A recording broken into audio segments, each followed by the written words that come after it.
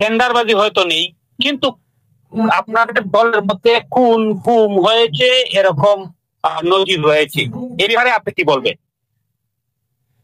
আমাদের দলের মধ্যে খুন হয়েছে, আপনি অবশ্যই জানেন। আমার ভাই, আমার চাচাতো ভাই এবং আমার সহযোদ্ধা মুশতাক গাজীনগরী রহমতুল্লাহি আলাইহি, যিনি আমি যাওয়ার পরই আমার সাথে এমন ভাবে সম্পৃক্ত হয়েছেন, আমার এলাকা যে আমার পক্ষের যে জোয়ার সৃষ্টি হয়েছে, মুশতাক গাজীনগরী রহমতুল্লাহি আলাইহিকে নির্মম ভাবে হত্যা করা হয়েছে।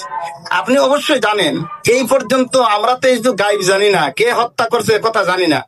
এই পর্যন্ত কেউ নাম মেনশন করতে পারছি না আমরা, কারণ আমরা জানি না এরকম একজন নিরীহ আলিম, সহজ সরল আলিম, একজন সুপরিচিত ব্যক্তির এরকম হত্যা করা হবে।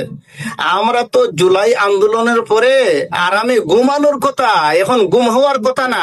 মুশতাক গাজীনগরী রহমতুল্লাহি আলাইহি গুম হলেন, খুন হলেন, এরপর আমরা সুশৃঙ্খল, আমরা যেহেতু আমাদের দল সুশৃঙ্খল দল, এই জন্য আমরা আইনের আশ্রয় গ্রহণ করছি।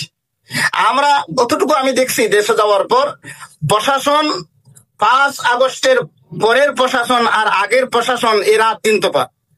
প্রশাসনের আন্তরিকতার অভাব না, এই আন্তরিকতাকে আমরা আস্থা রাখছি। এখনো আমরা আশা করব আমরা তাদের এই যে তথ্যগুলার ভিত্তিতে, যে তারা তাদের কাছে তথ্য আছে, কে তার সাথে ফোন করছে, কে তার কাছে ছিল, সিসি ক্যামেরা আছে, এইগুলার কেন্দ্র করে তারা শনাক্ত করবে কে এই খুনি।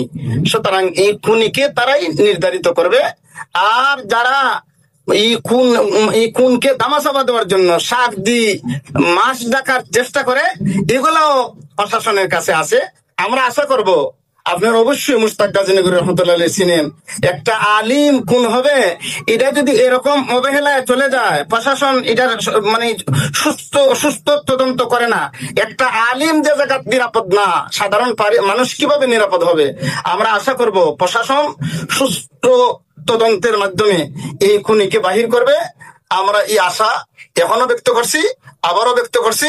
আমরা কোন খুনিকে তার নাম এখনো মেনশন করতে পারছি না, কারণ আমরা জানি না কে খুন করছে। ধন্যবাদ। আমরা লক্ষ্য করছিলাম